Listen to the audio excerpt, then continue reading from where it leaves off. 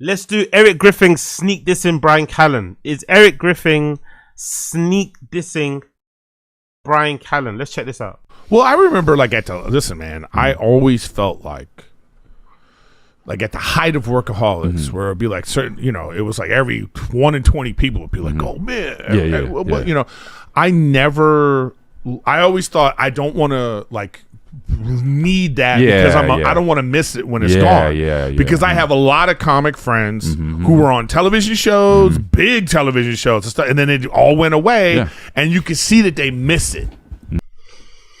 That's a weird point. I think that's a weird point to make because I think in his position, I'd say his character of that show was quite unique. I don't think he thought. He probably knew deep down that wasn't going to be something that's going to be replicated. He was on that one show. He had a great character that people loved on that one show. But I don't think he thought, oh, okay, this is gonna become like a regular thing now, me being on TV shows. I think it's different when you're a guy like Callen, who's been in several shows, been in several movies.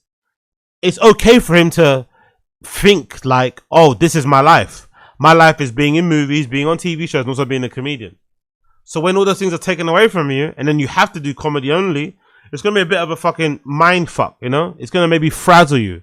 It's going to fry you. It's going to, It's going to fuck up your equilibrium. I think it's way easier to accept that this is a one hit. It's over. When it's done. Whatever happens next. Then Callen, who's had a bit of a long history of doing fucking acting and whatnot in various guises than Erik has. But, very level of success, of course. But yeah, you know how it is. Yep. Got it. You know what I mean? You can see that they miss it. So my thing is just like, I always was. My thing is just don't have too much ambition. That's what Erik is trying to say here. Just don't have too much ambition. Just kind of like, Yeah, no, you don't carry that. You don't have that with you. Like I mean? You're not a hustler. You're not a dreamer. You're not trying to strive for things. You're not trying to push past your limitations. You're not trying to go for unrealistic goals.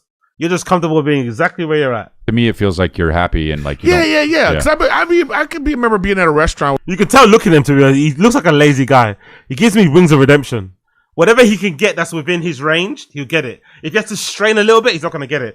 Erik Griffin's definitely the type of guy that rolls around in his chair to get something. He won't stand up and go over and get it. He'll roll over in his chair to come and get me, scoot around to go get it that way.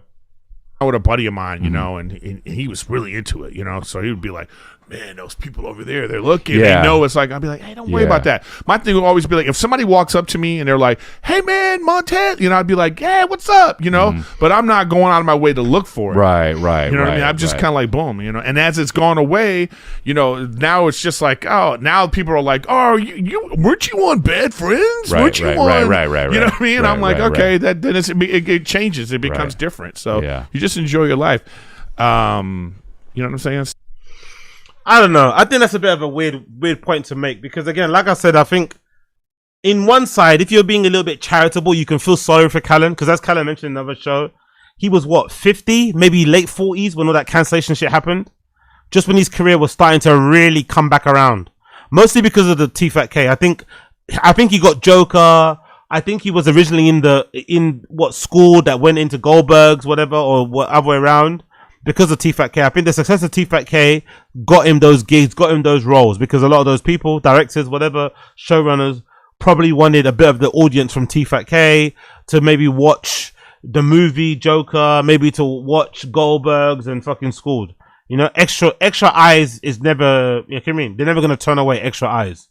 So I think they gave him those roles because of that. But you can imagine if you're Bryan Callen and you're in the fucking wilderness of auditioning, you suddenly get those gigs. Things are looking on the up and up. Then you have a meeting with fucking Netflix and you're producing a show with one of your best friends in Crystalia. And then suddenly that all gets taken away. It's very difficult to just adjust and be happy with what you have. Because you had a lot before. You had many options, many ways to make money in the entertainment industry. Many ways to kind of express yourself and showcase your skills in the entertainment industry. It wasn't just limited to doing stand-up or sitting on a podcast. You got to do it in different levels, on different sets, with different shows, with different people working behind the scenes, blah, blah, blah, blah, blah.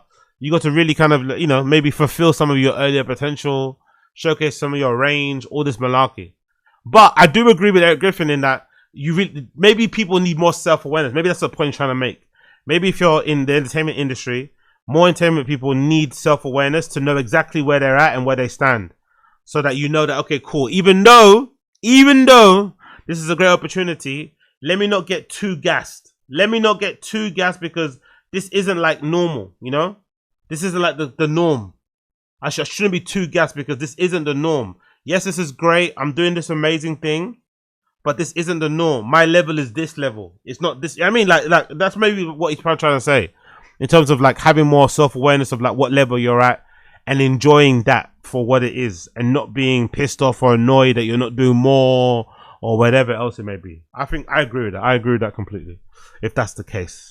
But I also think it kind of shows him up to be a little bit, you know, lacking in ambition and not in hustle. But hey, maybe it's just me being uncharitable to Erik Griffin like I usually am.